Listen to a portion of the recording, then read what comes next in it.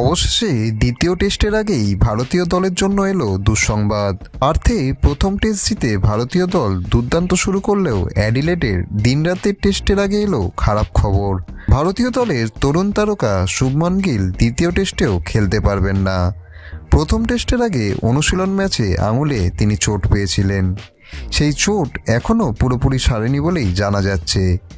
ডাক্তারের নির্দেশে তাকে 14 দিনের আরও বিশ্রাম নিতে বলা হয়েছে।